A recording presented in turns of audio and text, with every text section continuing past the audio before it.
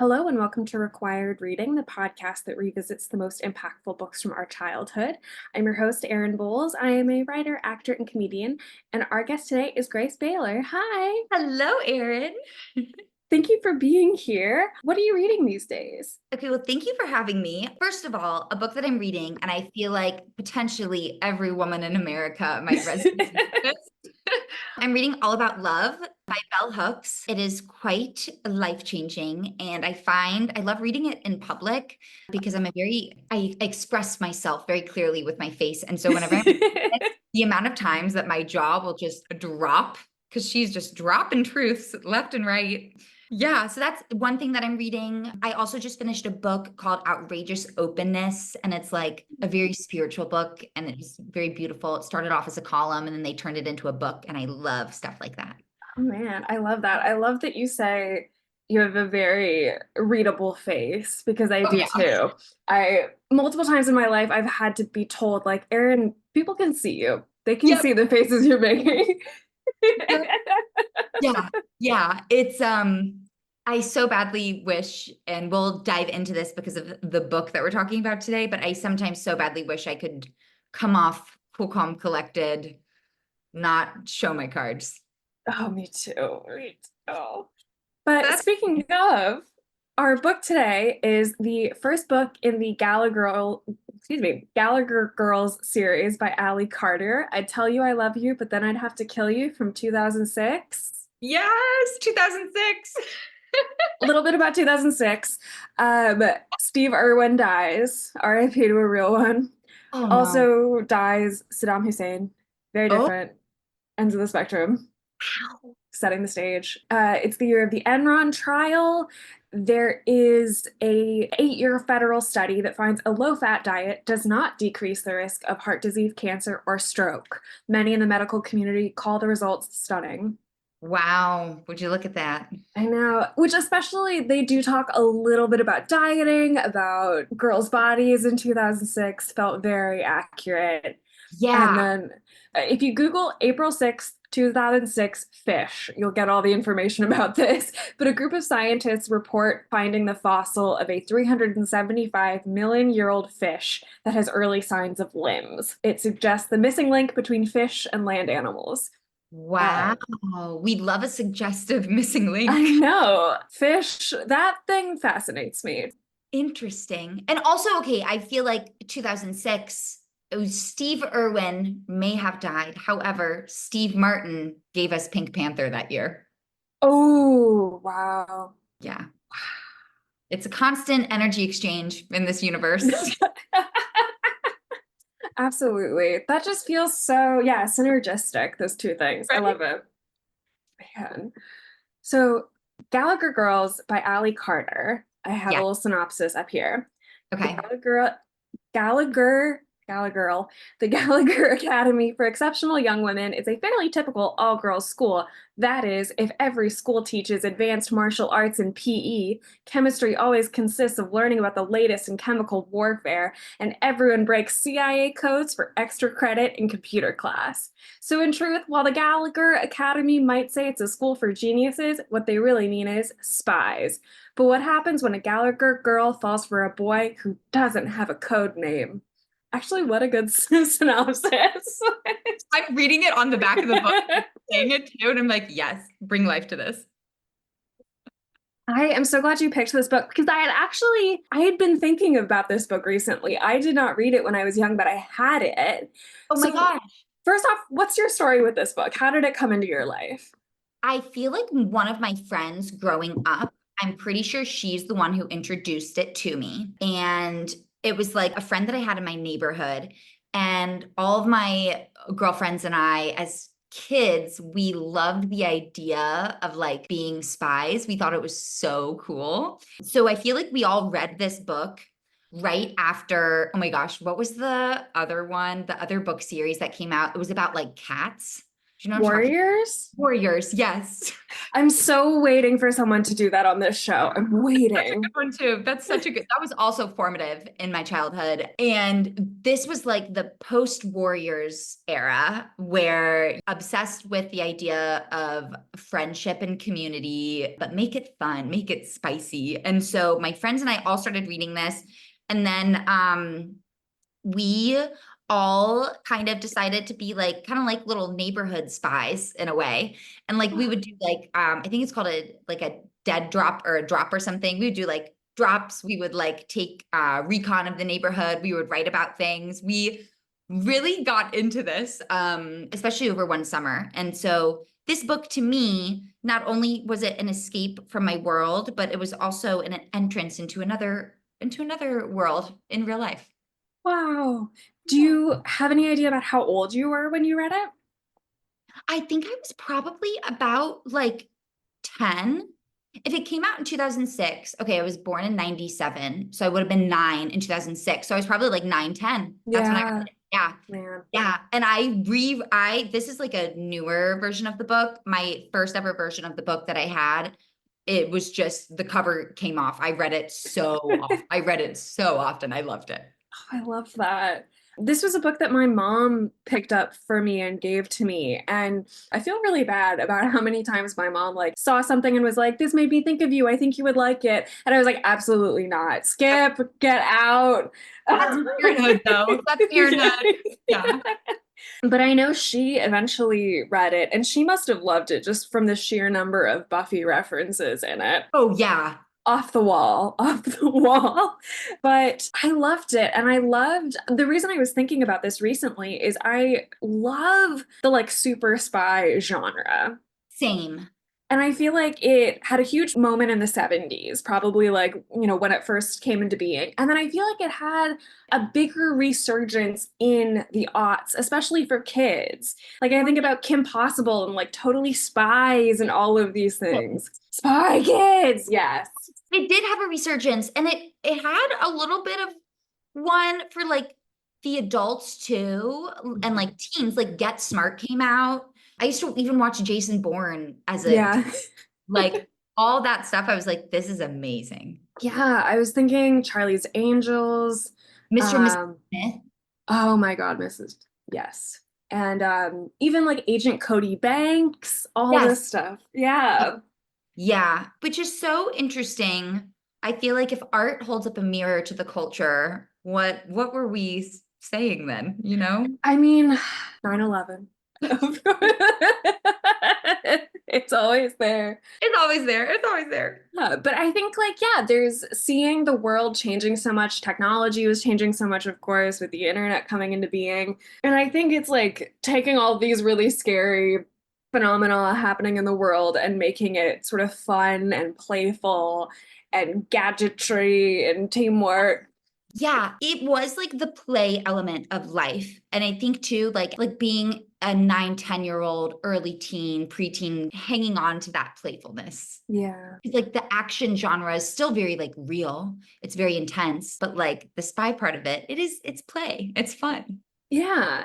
And I loved how Ally Carter, the author, uses this idea of like being a spy to really bring to light a lot of really interesting phenomena about being a young person, especially like the pervading metaphor is Cammy, our protagonist, is the chameleon.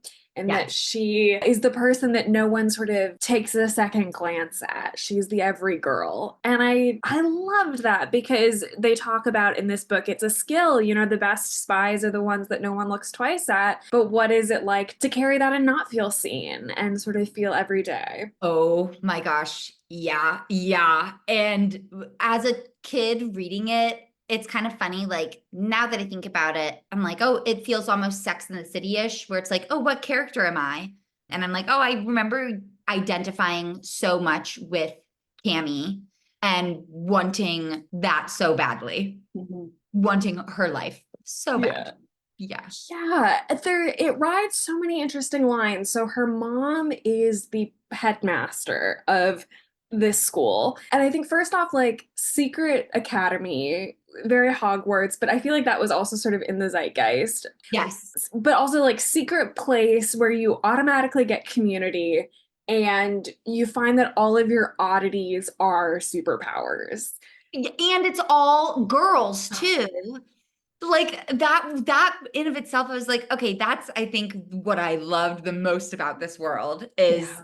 that it was just all these gals hanging out, supporting each other, learning 14 languages together. It's just the details I think that were so good. Like Ali Carter created such a vivid world He did. in all of the little details about the school. Like in their cafeteria, they have like a light up board of like, this is the language you're allowed to speak in right now. We're doing conversational Swahili today. Love that. And like the chemistry professor is trying to quit smoking, so they develop, instead of a nicotine patch, it's like a tranquilizer patch that they just slap on people. It's so vivid. It's vivid, it's so creative, and the way that it reads too, it's so easy to read, but it's also at like a nice reading level. Like rereading it as a 27-year-old, I was like, this is quite enjoyable still. Yeah, Still really good. absolutely. And I think it deals with really interesting themes. Like a lot of the books that I read on this podcast deal with like identity and the isolation of being a kid, which I think is always so universal. And I think also like when I was thinking about this book before you had mentioned it, I automatically was like, that's probably something that like no one else ever read. And that's an idea that like comes up so often on this podcast is everyone's like, no, no one must have heard of this. Right? But we all And do. exactly, which is just, I think, just nice. And like you said, it's about community. I loved, like, I was an only kid. And so I really resonated. You too? Yeah. There's a line in the book takes place over her sophomore year of high school. And there's a line where everyone is about to come start school in the fall. And she goes from being, an only child in this huge empty castle to being one of like 300 girls in a family. And I was so jealous of that now Right. as a 26-year-old. Yeah. And I love back to like the themes that it touches on. I love that it is largely about female friendships. Like it captures the heart and soul of that. And as a kid, I used to look to media as a way to inform myself how to socialize and how to belong in the world, Yeah. how to handle internal conflicts, how to handle external conflicts. And the biggest guidepost in my young years was Lizzie McGuire, for sure. But then I would say Gallagher Girls came in at a very close second because there's something so cool about enjoying a piece of art and seeing yourself reflected in it and learning the things that these characters are experiencing and feeling. Those feelings do exist. And it's Yeah. okay that you're also experiencing them, even if you don't go to spy school. And it's okay to have conflict within friendships and conversation can resolve them and all that jazz. Like this book is entertainment for sure, but it goes so much deeper. I love that you said that it's okay to have those conflicts in friendship because I think that's like the Yeah. scariest thing in the world.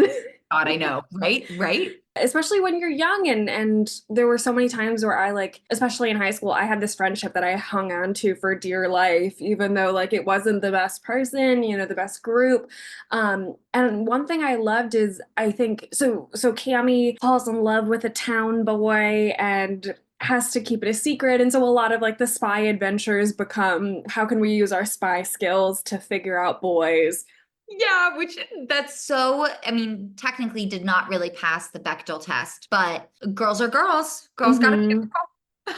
I definitely could hear like my very feminist mom saying like, it's all about boys and stuff, but that is also the interests of young girls. It, Yes, yes, it is. It fed that part of our souls. exactly. And I think there's a moment where near the end, Cammy is sort of choosing the narrative is set up that Cammy is sort of choosing the boy over her friends, and then they have to suddenly their final exam and they have to do this mission, and it's very quickly like, oh, we're still on your side. Like none of that changes. We're still gonna work together. We still love you. We're still behind you 100%. Yeah. Which I loved. Is that like the friendship is not conditional by any No. means. No, the friends, if anything, they encouraged her to learn a lesson herself. And in my real life, I really appreciate when friends give space for that. Yeah. As someone who's dated a fair share of men, it does happen. And I remember in my adolescence too, choosing boys over my friends and not being able to understand the multitude of feelings that that gave me. But the book was a really good template for understanding that. And so the book is, I think, the first of maybe six. Did you read the whole series and revisit this one?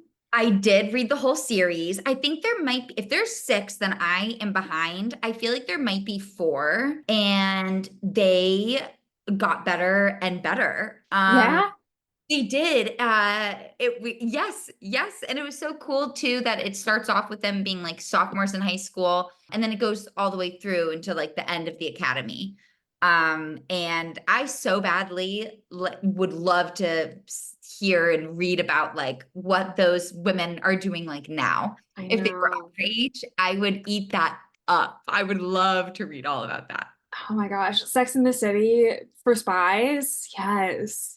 Honestly, though, it's like kind of about time that we had that. Like the action genre is not just for men, and it's so fun to have a feminine edge to it as well. Yeah. It gives it a plot, a deeper plot.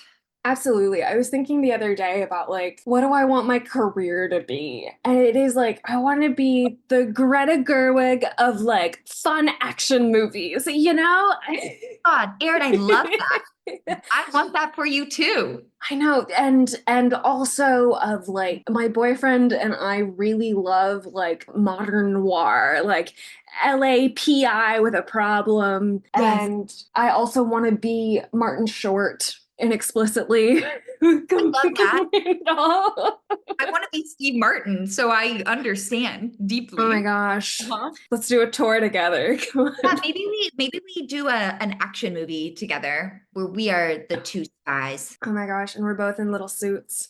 I mean, to be honest, I do everything I do for the outfits. True. Oh, and I did want to mention this just because reading it the whole time, I'm like, this is madness that this has not been adapted for the screen. It has been optioned. I think all options have expired. The last I can find any news of it is from 2013. Okay, there might But be an opportunity here. exactly, Ally Carter wrote her first original screenplay fairly recently. It was a Netflix Christmas movie with Brooke Shields and Carrie Elwes. So I'm feeling like we can make Whoa. that happen. I think We we can. absolutely could make that happen. Honestly, this would be an amazing TV show or Absolutely. movie for young women. But also, I kind of feel like for our age too, I would eat that up. If I were to pitch this, I would love to see the Gallagher Girl Academy, but like college age. Yes. Yeah, sex life Like, for college girls, but spies. yeah, Yeah. yeah, because that way too, you can have like a little bit more fun. But I mean, yeah, I saw on the back of the book, optioned for film by Walt Disney Pictures. Mm-hmm. Nuts. Yes. You mentioned Lizzie McGuire earlier, and those two are Yeah. so like the tone is right there. It's The so tone is there. good. The tone is there. Yeah, yeah. And Ally Carter is a phenomenal writer. Oh my gosh, yeah. And Christmas novel coming out this year. I I love loved. She describes it as Knives Out with kissing. what an elevator pitch. I'm sold. Exactly. I will be buying that novel. I will be buying it. I will be watching it immediately. I think it's her Or the movie. second adult novel, and the first one just came out recently. It's called The Blonde Identity. I love her. Me I love too. her. I did a tiny bit of research, and she got her like undergraduate degree in like agricultural economics or something way out there. Okay, so she's a pivoting I queen. know. I love it. Allie Carter is a pen name. Is it a pen name? Yes. And it was something like, here it is. She chose the pen name to distinguish the book she would write under that name from other books. And the last name Carter was specifically selected so that her novels would be near those of her fellow novelist Jennifer Cruz on bookstore and library shelves. That is such a strategic move, and I love it. Yeah. That's smart. That is so smart. So wait, okay, if it's her pen name, what's her real name? Sarah Lee Fogelman Ooh, from Locust Grove, Oklahoma. wow, that's cool. She's talented. I would love to see this optioned for film. Me too. I would buy a movie ticket immediately. Oh, immediately. I would call my agent, say, get me in there, please. And get me in the writer's room. Let's go. Exactly. I can I love being an actor. I'm so glad to do it. I never expected that I would. It's making aging really weird because I'll go to the dermatologist and be like, I have these lines on my face, and he goes, "Yeah, that's grown up. You're in your late 20s." And I'm like, "Yeah, but can I play 15? Can I still play 15?" Okay, okay. And now I have the question, what character, if any, did you identify with or would you want to play on screen? I was so resonating with Cammy being the chameleon and feeling invisible in the wallflower. Yeah. If I was like submitting myself to the breakdown, I would do Liz. I wear glasses. That's my type. But there's also one moment that I love. One of the big things that happens in the book is that a new girl comes to Gallagher Academy, Macy, who's very cool and different. And everyone's sort of like, she's just here because she's rich and her dad is a senator. But what we discover, and this is something I love in all things that was like a big lesson I got out of Girl Scouts actually, is that everyone has a superpower. Everyone has a special skill. It is our job as a community to find those things in each other and bring them out and learn and celebrate. And so they discover that Macy knows everything about boys. They phrase it even as like she's our professor of boys. So they're going through at one point, they hack into Josh, the boy's computer. They're going through emails.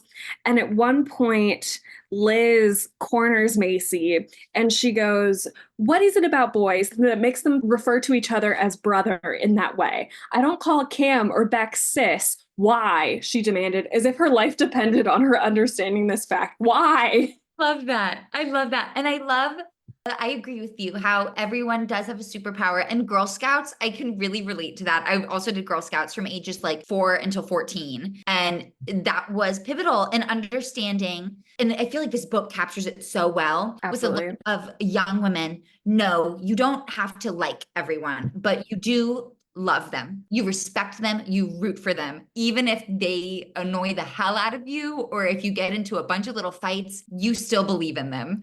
And this book is so much about that. And I do love, like, yeah, Macy had the boy knowledge and they recognized that and they uplifted it and they cherished it. And yeah, yeah. And I love Liz's reaction because her life probably did depend on knowing that and understanding that. Yeah.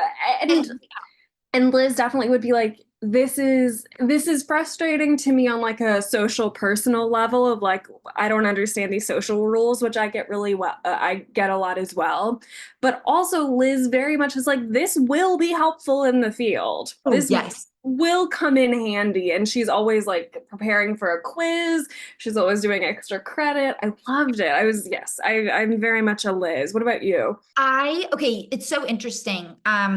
When I was younger reading it, I kind of wanted to be Liz and Cami. I loved how smart Liz was. And I was like, I want to be that smart. I love that. But then in terms of Cami being the chameleon, as a child, I've always had this like desire to fit in and like be a chameleon. But now that I am me, I way more identify with Bex. And Oh, I really do. And like standing out can also be a superpower, and standing out in the right rooms can help you fit in. And I love how bold she is and got a good head on her shoulders. So now as an adult, I really admire Bex's character. But as a kid, I definitely wanted to be like a Cami Liz combo.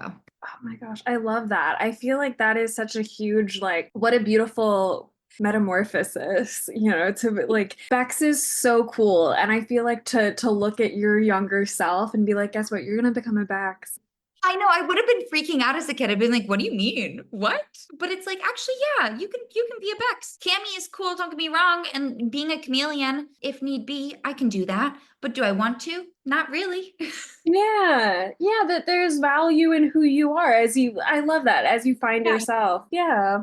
Yeah, yeah. Oh, And I loved Macy's character too. I mhm. love, as a kid, not so much. I was like, wow, this is kind of a bitch. Yes. But now as an adult, I'm like, oh no, she knew what she was doing. She's smart.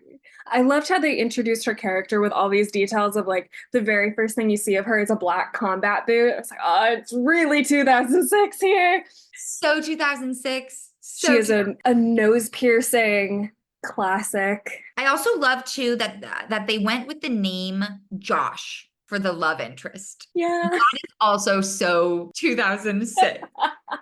Like, of course, his name is Josh Abrams. Okay. Okay. Oh, now I want to do like a study of all aughts media for girls and tally up. I feel like Josh, There's one in everything, everything. at least mentioned. The design of the book too is Mhm. just really chef's kiss. Like the font, how they use all the cutout letters and everything. I love that. Well, as an adult rereading this, the character of Joe Solomon, I Ooh. was like, this is so funny because I did not really pay attention to his character as a kid. But now as an adult, I'm like, ooh, Joe Solomon. Joe Solomon is the sexy new teacher. They really like push that, which is so funny because also as a kid, I do remember having crushes, admittedly, on a handful of teachers, which that feels so like weird to admit, but I think we've all been there. Yeah, I think it's a normal and natural part of growing up. Natural. Yeah. But I love that Allie Carter kind of sprinkled that in a different Yeah. age. Yeah. Yeah, there's a point pretty early on that I had highlighted where they're talking about like how hot Joe Solomon is, but he's described in a white shirt and khaki pants. Love it. There's also, oh, there's something too where it was like, oh, okay, here we go. When we turned around, we saw a man walking in our midst who would have made James Bond feel insecure. Indiana Jones would have looked like a mama's boy compared to the man in the leather jacket with 2 days' growth of beard who walked where my mother stood and then, horror of horrors, winked at her. The writing of that is so good. I had that highlighted too. There is something like a leather jacket is classic, is cool wherever you are, but especially in the early aughts. Yes. Like, this is how you introduce a character. Absolutely. They're so good. All of the introductions are so, so good. They are, and they're so just descriptive, even of like the side characters too. I feel like the author really adds in at least like one physical trait that just helps you paint a mental picture, but she leaves the rest up to your imagination based on how they act. But she's like, here's a little bit, here's a little info, and you conjure up the image yourself. Yeah. Again, it's those details. Like there's one professor who's like getting his face surgically changed every year. I loved that. I loved that. There's like dumpy Mr. Moskowitz who's just like so excited to try to do all the spy stuff in the field. So cute. There's a reason why he's there at the academy. Absolutely. Yeah, it's just like, again, it's like everyone has that special skill and we're all stronger together. I love that when Cammy develops this interest in Josh, everyone is for it. No one is like, this is dangerous. They understand that they need to keep it a secret for like the preservation of the school. Yeah. But everyone was like, yes, have a crush, go crazy. Yeah. And that's girlhood right there. Everyone had her back. Everyone had her back. And then everyone really had her back towards the end when she thought, oh, no one's going to have my back because the way I've been acting. But no, they still have your back because that, again, is also girlhood. Yeah. Yeah, People there's are really annoyed with you, but they love you. yeah, and there's so much like forgiveness, I think, within them, which is it's hard to have that amount of grace at that age. Yeah, it is. It definitely is. So it's nice for a piece of literature to demonstrate how to have that grace at that age. Yeah. I loved what you said earlier about taking so many cues from media on how to interact socially, about how to process because that's I feel like that's everyone, you know? I love that. I remember pitching to my mom when I was really young, and I had just been allowed to start watching the Disney Channel. I was like, Mom, I really want to watch Lizzie McGuire. Because I was typically only allowed to watch animated things for a while. And then I was like, I know this is real people. I want to watch it. It teaches me how to talk to people and how to like be in this world. So may I please watch it? And she watched an episode with me and saw that there were like demonstrable life lessons in it.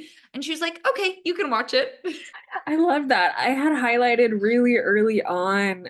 Oh God, I read it on an ebook, so I only had it highlighted that Macy uses the phrases "so yesterday," classic Hillary Duff song. But then I clicked on it, and Macy's full sentence is "food is so yesterday." Oh my God. What a nightmare. And also so of the time. So of the time, so accurate. Yeah. And I mean, if she stepped out of a limo wearing combat boots, of course the girl has an eating disorder. But like also you're a teen girl in 2006. Of course you have an eating Of disorder. course you do. Of course you do. That's also part of girlhood. Man, I feel like kids these days just don't understand magazine culture. No. Oh my gosh, they definitely don't. But I'm also, my heart goes out to them because I bet that they are facing a whole other Absolutely. toxic subculture like that I can't even begin to wrap my head around. And I don't want to. I really, No. but yeah, the magazine culture, food is so yesterday, nothing tastes better than skinny feels, like all that shit that we had to consume. We consumed Mhm. that. Yeah, there's a podcaster named Chelsea Devantez who has a podcast called Glamorous Trash that this podcast would not exist without that one because it's about reading celebrity memoirs. And I just read her memoir and she keeps bringing up this one detail from a Kelly Clarkson interview where she goes, if you're ever having a craving for sugar, just suck on frozen grapes and that's as good as dessert. Oh, the way that I would make frozen grapes, though, as a nice little eating disorder snack, poignant, so poignant. We are every woman. Every woman is us. It's all in me.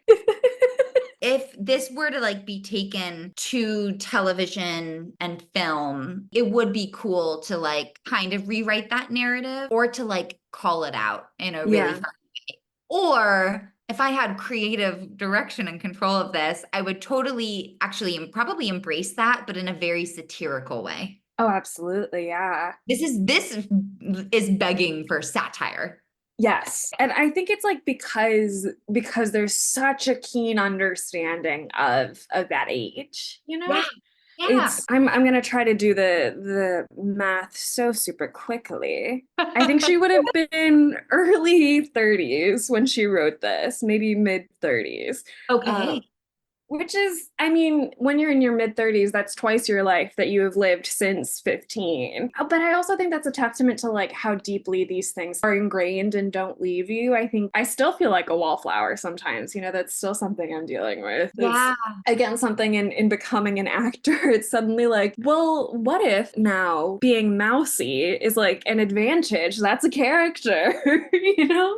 Yes, and then to be seen for who you are. I love what you said at the very beginning about how this kind of touches the topic of being seen and not being Yeah. seen. And I think about that a lot. I think as a kid, I didn't want to be seen Yeah. necessarily. So, like I did, but I also didn't because I didn't like the feelings that came with it. And that's why I wanted to be Cammy. And now that I'm more of a Bex, I'm like, no, that's fine. That's fine. I'll be seen. I'll be seen. I'm still a spy. Yeah. Well, I think first, like, that's what makes Josh, like, what makes her fix onto Josh so much is she's in her chameleon moment. No one look at me, and he sees her. And I think that as a writer, that's when the love interest or whoever it is taps exactly into I don't know the opposite of it. Like the last book I did was Tale of Despero, Okay. which is about a tiny little mouse who falls in love with a princess, and he has these huge oversized ears, and it's very Ratatouille. It's very much like you're so different because you have these ears. Yeah. And when the little mouse meets the princess, she goes, oh my god, I love your ears, they're so soft and velvety. And when that like that insecurity becomes the number one thing that they love the most about you, it just is nourishing to the soul. It is.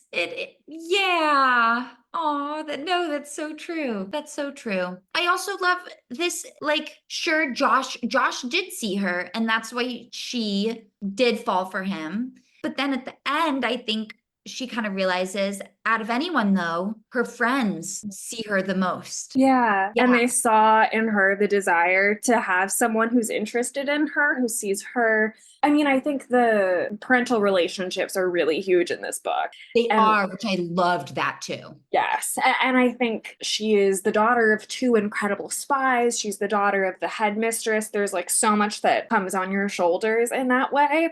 And Josh doesn't know about any of that. So, of He course, doesn't. that really sings to her. Yeah. Yeah, she's able to exist outside of context. Mhm. And Exactly. it is so freeing to be able to exist outside of context. Yeah, and there's even a moment later on. I think this might be in yes, in the barn scene. They go to like a barnyard dance. I loved that whole, I think it was a few chapters probably because Mhm. there's so much that happened, but I just loved that whole event. Me too. I loved that like they comment on this, but like being with Josh, Cammy is getting to like be a normal kid and hit all of those like small town teen milestones. It's like they reference Gilmore Girls explicitly a couple times. Yeah. And I thought that was so nice because, like, even if you are a normal girl, your town probably does not have barnyard dances. And so it's nice that you get to engage with those, like, really typical, like, I never dated in high school, but reading this, you get to have those experiences. I love it. Yeah, yeah, because the large part of the people reading this are young, impressionable women who probably do desire experiences like that, but the only way they're going to have access to them is through a world that Allie Carter's created. Yeah. And she made such a fun one. The way that I wanted this school to exist so badly, and that is something that I just held on to for so long, for so long. And I immediately clocked. And then had I read this when I was younger, it would have like cemented it even further for me. It takes place a couple of hours outside of DC. I grew up an hour outside of DC.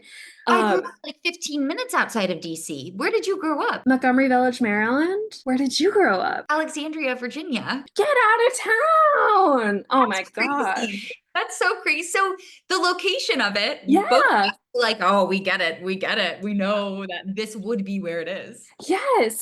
That's such a thing that I feel like I describe Maryland as two halves. You have politics Maryland and crab Maryland. Yes. My boyfriend and I have been together for a long time. He's from just outside of LA. We see his family a lot. And so all the time I'm sort of realizing like the ways in which his geographic location shaped him and the way mine shaped mine. And Yeah. like politics, international intrigue is in everyone's mind. Like in sixth grade, everyone has opinions about the election. Yes. You Yes. just you don't really get to opt out of it. And so I loved that this was like, especially being in Virginia, I just automatically was like, yeah, it's probably like, I don't think Roseville exists. I did not check. I'm pretty sure I checked when I was a kid because I Yeah, really wanted to go. And exactly. either, yeah. But I am like, oh, this is like, must be 20 minutes away from Quantico or something. Like Oh it, yeah, so close to Langley. So close to Langley. It has to be. exactly. That's something that, like growing up in the late 90s, early aughts, X-Files was huge. Oh yeah. Especially growing up, I mean, where we grew up. And the thing that my parents still love about it is that the creator of X-Files, his like cousin or something, is from Gaithersburg, which is, the town next to mine. So all of the Krells are really specific to like Whoa. Montgomery County. That's um, amazing.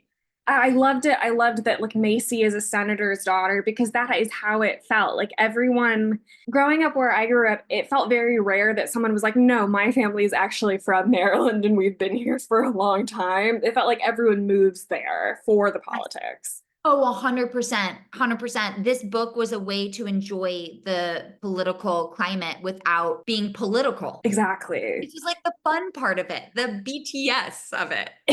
Yeah, exactly. And especially like in the shadow of 9/11, it's a scary time. And I think that's like, again, we talked about like what makes the genre fun is making it exciting and explorative rather than frightening and ominous. Yes, yes. And the way that this book made me want to be a spy in general, so formative. I was like, this is a great career. I mean, I didn't know anything about it by this book, but it was like, obviously, this is, what I meant to do. Mhm. And again, it's like it makes me bummed that I like did not latch on to this when my mom gave it to me. My mom is a political scientist. Both my parents are from Kentucky and they came to DC for my mom to do grad school. And she was just like, I'm not leaving. I love DC. And so she has only mentioned it once or twice, but when she was young, she wanted to be a spy, like growing up in the shadow of the Cold War. If you get her a little tipsy, she'll tell you about when she applied for a job at the CIA and you have to take a polygraph test. And I think it was like Russian translation or something. But I fully understand why like as a kid, you're just like, I need to make my own identity. So I'm blocking everything else out. But I just feel sorry, mom. That's So I just love that. Have you told her that you've now consumed this? No, I'll text her right now, actually. I bet she would love that. I'll And the text her. title of this too, Tell You I Love You, but then I'd have to kill you. What a snappy title. Oh my gosh. But back to that barnyard scene. Oh yes, The thing barnyard. I completely got off track. There's a line where she's hanging out with Josh. Kids from Josh's school come in and he wants to hide from them. And there's a Yes. line where she goes, I realized I might not be the only one in deep cover. And it jumped out to me of like, oh, that's the book. Like that's why this is resonant with people. That's the whole thing right there. That's a good catch, first of all, to read that and be like, aha, because you're right on the money. That is what it is all about. Yeah. Yeah. It's like, are you undercover right now? Or are you able to be your free spy self? We touched on it. I want to talk about the parents. Ooh, okay, yes. So, mom is headmistress of this school. Her dad, I assume we get a lot more details later on. In subsequent books, yes. Her dad was also a secret spy. He went on a mission and then he never came back. So it leaves this like huge vacuum of mystery. Right. And Joe Solomon, the new teacher, knew him. There's a great moment at the end where he's like, this specific thing you did, that was all your dad. And that sort of opens everything up. But the opening of, I think it's the last chapter, it says, after I had learned the truth about my parents and before I came to the Gallagher Academy, the only time I wasn't worried was when they were both within my sight. I think that's when I started being the chameleon. That broke my heart. Yeah. And that kind of tracks too. That's a very anxious attachment mindset. Ooh.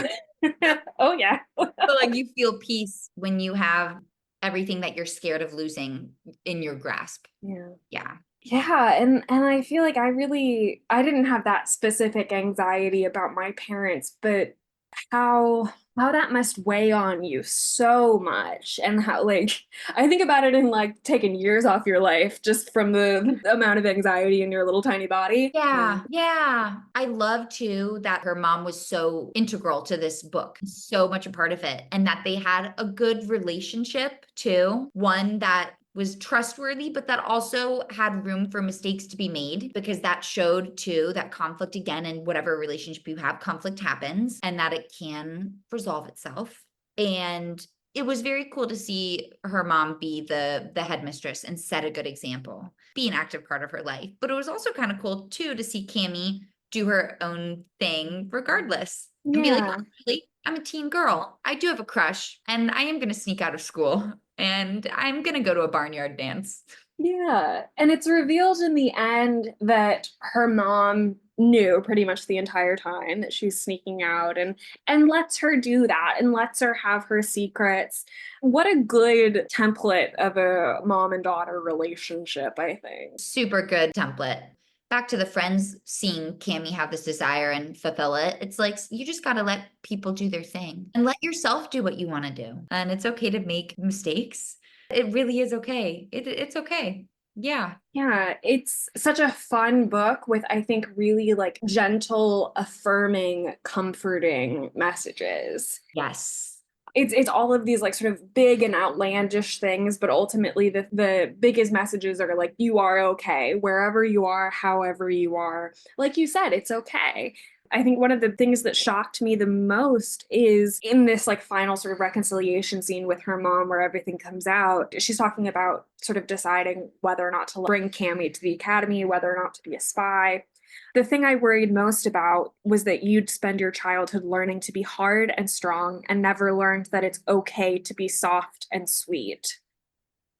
Especially growing up in the early aughts with our version of like girl power, girl boss feminism. I think the thing that Buffy was a huge touchstone for me, huge for the book. And I think that was the most wonderful moments of that show was that with all of the badassery, the kung fu, the bronze, she also, I mean, guys, if you've never watched Buffy, it's an amazing show. And I think one of the most heartbreaking moments in the first, I think it's the first season finale, she's talking about all of these things, you know, the world is ending, and she goes, I just want to go to prom.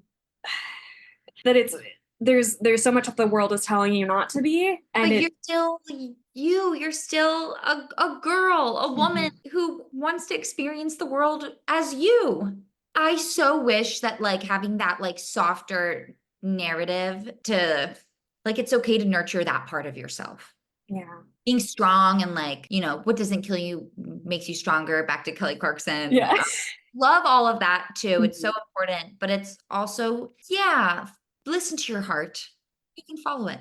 Yeah, I think there was such a hard overcorrection from, extreme femininity that all femininity is bad. And I think we are still trying to find that kind of in between. And I think this book does a really wonderful job of bringing those things together. It does. It definitely does. It just goes back to like bringing the fun into things. And I'm thinking about Jason Bourne right now, but and also like I guess all those like male centric action movies, Mission Impossible, Indiana Jones, all that jazz. The fun in those movies tends to be the romance. There's always a Bond girl, stuff like that. And that's super common to see. And I love that. That definitely adds another subplot to the movies. And I'm always eating that up. I want to know what's going on with the love story, of course.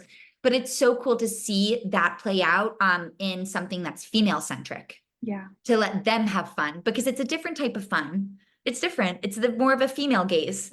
Yeah, I think that's so powerful. And moving forward, I really hope to see more media that makes room for those types of stories. Yeah. There's so many fun moments where the girls get to be girls, where they get to like all go and we're all doing our makeup together and trying to pick out our outfits together. And none of it is looked down upon. It's like, It's fun. It's play. exactly, it's play, it's fun, and it's a together activity. Like there's Oh, it is a together activity. Community is at the heart of it, not the individual, really. yeah, there's no boundaries. There's like you can have this and I can have this and we can share, other than like pink eye, what's the worst that could happen? We're all together in this.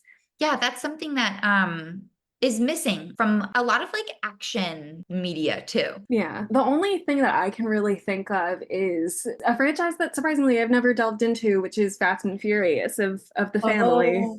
Oh, and you know what? I know of it. I haven't dived into that either. So I may have spoken too soon. And that's all about like a I think thing. so. Yeah. Just I know the do you know what the series Dimension 20 at all? No. So it's on Dropout TV, which is from College Humor. It's a game series where comedians play various Dungeons and Dragons games. Oh, that's It's so fun. my life goal is to get on this show on Dimension Really? 20. Yes, it is so much so. And they're doing a season right now that is all inspired by Fast and Furious, Die Hard. They've got some like James Bond super spy characters that are really fun.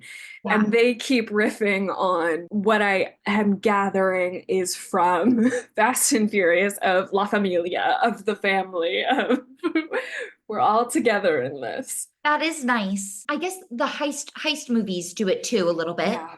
Ugh, and Um, heist movies, that's a that whole other, yeah, perfect. If a heist movie comes out, I'm going to see it. oh my gosh. That's another thing that like heist movies and ensemble movies, which are often together, so good. And I have this scene pulled up where Macy sort of pulls Cammy aside and says, I hope he's worth it about Josh and about all of the things that she's doing. It's a really phenomenal scene. She goes, I don't like lying to your mom. I'll lie to mine, but not yours. That's messed up. And that's a boundary. That's a boundary. She communicated her boundary, and I love that. Exactly. She says, I don't see what's so special about him that you'd risk losing what you've got. And Cami says internally, it was a good question, a great question, especially if you're Macy McHenry and everything in life has been given to you, but nothing has been earned. Ooh. If the world looks at your slick plastic shell and expects there to be nothing but candy inside, if this is your one and only shot at being part of a family despite your famous last name, yeah, then it's a really good question. All one page. Holy moly. That's a jaw dropper for sure. Just incredible. And very few criticisms of this book, and I assume it gets into it in later books. Macy is such a fascinating character. She's a very fascinating character, and her character arc across the series is one that I loved. Yeah. It's cool to witness. And it is a true arc. Yeah. Nice. I'm definitely gonna get the audiobooks for the rest of the series and keep going through because it's just such a fun world to exist in. It's a fun world to straight up escape to and exist in, 100%. Also, back to what Macy said, that is also a good question as a young woman reading that to ask yourself where you're putting your energy. Is it worth it? Are you getting what you're giving? Absolutely. I don't regret much in my life. I don't regret the relationships I've had. I've regretted the things I have lost because of like the friendships that I have lost due to focusing on relationships. Yes. Yeah. Yes. And that's such a big lesson to learn. Yeah. And it's kind of painful. But then I think you reach a point where you realize that you don't have to, with the right people in your life, you don't have to say goodbye to anyone or anything. And I think this book really kind of demonstrates that with the right people. Is Josh the right person?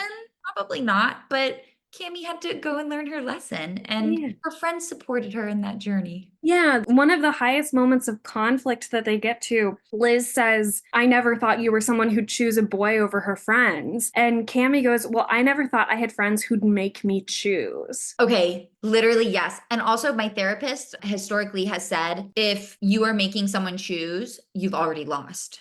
Damn. That back and forth of the dialogue, I mean, pretty much perfection. I live for good dialogue. And Oh that's my gosh. because it shows that both of those women, too, they're not wrong. They're both experiencing something so painful and they're communicating that reality to each other. Yeah, and the priority is still each other. Is still like that this relationship is important. So why are either of us jeopardizing it? Why are there things coming in between it? Yeah. Yeah. And ultimately, too, at the end of the day, if you want to see your relationships thrive, you have to prioritize yourself so that you can show up whole to the relationship. I believe that's what Cami was doing. She chose herself over the course of this book. And Mhm. it's so cool to see someone do that and to see them make mistakes and then to see them bounce back from it. Yeah, and this is something, a hanging thread that I really wanted to bring up because it did make my jaw drop a little bit. Josh gets into Gallagher Academy, learns all the secrets, everything seems to be good. He's saying goodbye to Cammy. There's a little flicker, the relationship might not be over. And he goes, oh, tell your mom thanks for the tea. And I'm like, oh no, is it the memory erasing tea? That was a gut punch. As a kid It reading that, you're like, what do you mean? It was all for nothing. took my breath away. Yeah. Yeah. Yeah. But also good that Josh did not go out into the world knowing those secrets. No, he seems like a good kid, but that's a lot. That's a heavy secret to carry. That's a state secret. Exactly. Oh my gosh. Oh, here, this is a moment that we had mentioned it earlier about the most satisfying romantic interests being the people who see those things that you see as negative as positives. Yeah. I'd never felt less invisible in my life. I forgot about Bex and Macy and their great bodies, Liz and her gorgeous blonde hair. Even my mother faded from my mind as I saw myself through Josh's eyes. For the first time in a long time, I didn't want to disappear.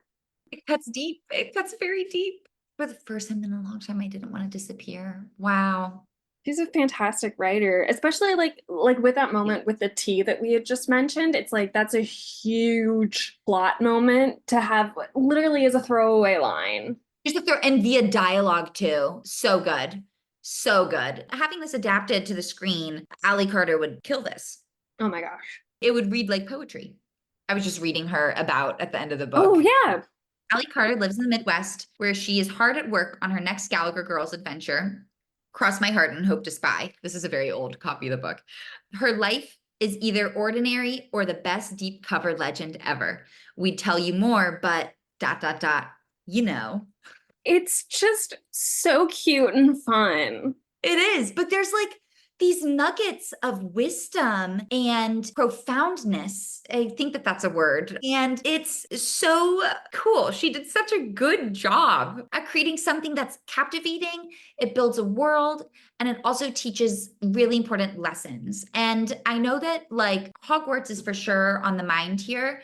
I Mhm. don't necessarily know if like I've read Harry Potter growing up. I absolutely loved it. I don't necessarily know though if like it taught me as much as this did. Yeah, 100% agree. I think even though in those books you're in such an expansive world, I feel like it's so narrow to the experiences of one character. And I think like that world obviously expands through the course of the books and you get more and more characters, but this is always about community from the very beginning. It is. It definitely is.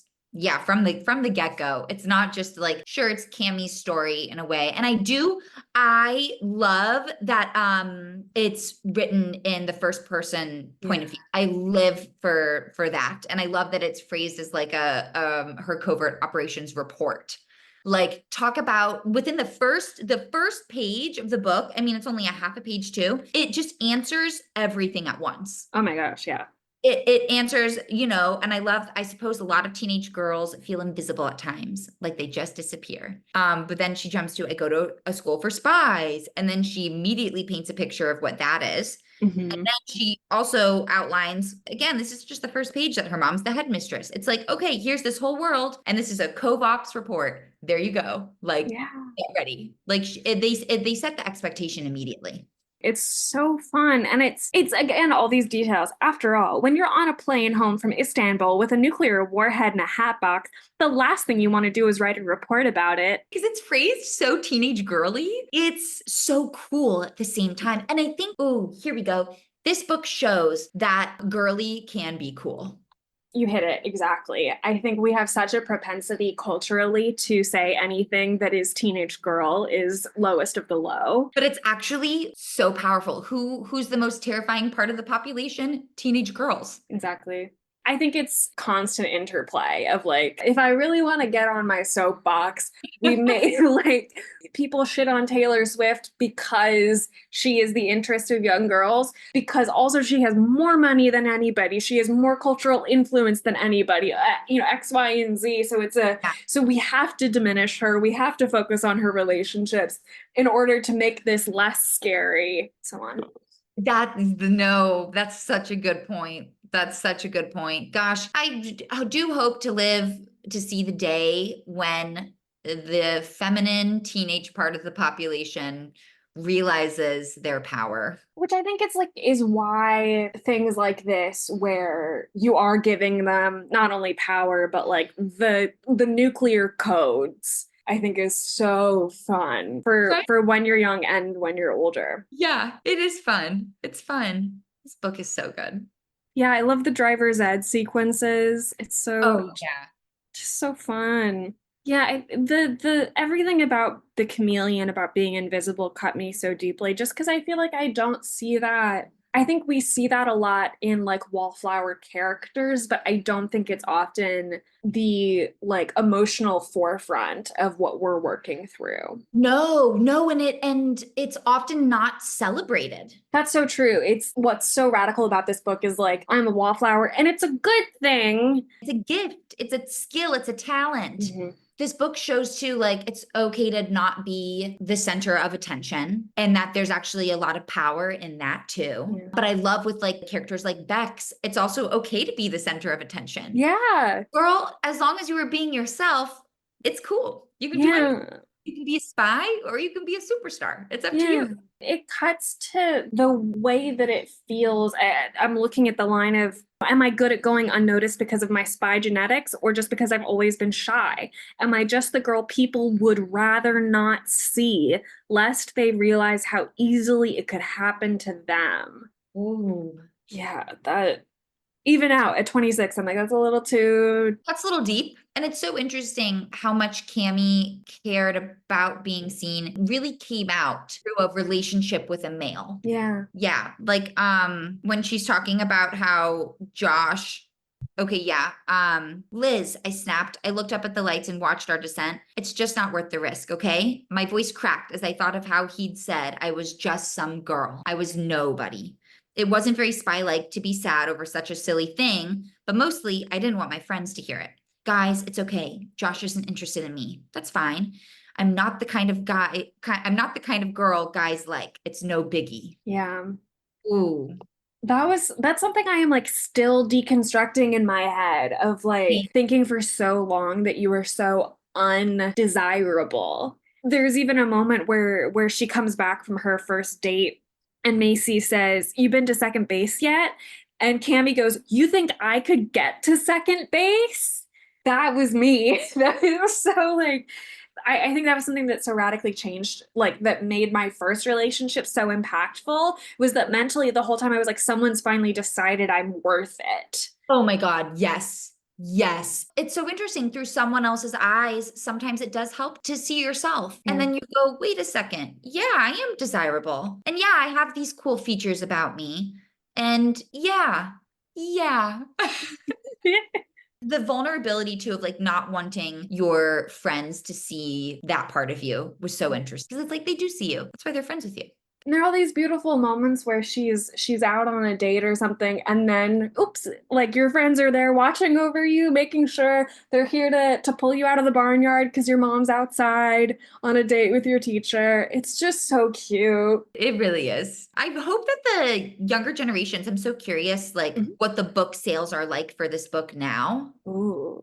I'm so honored, one, to join you on your podcast, and two, to have such a deep, meaningful conversation about a book that really meant so much to my young self and still means so much to my inner child. I love doing this podcast, getting to spend time with the younger self. And I think specifically about this book is like, let's take all of those things that everyone hoops on about young girls and let's not only have fun with it, let's make it the superpower. Let's go wild. I love that. I love that. Thanks, Erin. This was truly such a delight. Thank you. Is there anything you'd like to plug as we round out? Oh, actually, yes, I have a newsletter that I would love to get out there a little bit more. It's called Dear Beloveds, and it's written entirely in the first person. And it's a monthly kind of summary of my thoughts and feelings and experiences. And it's so sincere that it feels almost satirical. I love that. Yeah. Sincerity is so underrated. I It love is. it. Sincerity is like the funniest thing in the world. It's so funny. It's just natural comedy. Yeah, that was something that I think so permanently rotted part of my brain about growing up in the aughts is that sincerity was so frowned upon. Like caring was so gross. Right? And it's taken me probably the past decade to like unlearn that and to Yes. like dismantle those belief systems where it's like we actually do care very deeply and I am actively trying. Yeah, it's okay to like things and to feel things and have fun. Yep. Absolutely. Yep. Thank you so much. Thank you. This is great. I loved this so much. I'm so excited. Uh-oh, I forgot something. I forgot to ask the titular question. The titular question. I'm so ashamed, but I don't think it's ever been maybe as obvious as it is with this book. It is required. It's required. It's required reading. The end. Next week, we are doing Uglies with Natalie Ortega. My name is Erin Bowles. You can support the show at buymeacoffee.com/required reading. For example, what is it called? The ebook for Uglies costs $10. So if you'd like to cover that charge, that'd be real great. If not, I'm so glad you're here. Oh God, I'm going to say the horrible phrase. Like, rate, review, tell your friends. Just please, if you've listened this far, give me some kind of sign that you are listening. It's bad. It's bad. Okay. My name is Erin Bowles. You can find me everywhere at Erin R. Bowles. The R stands for...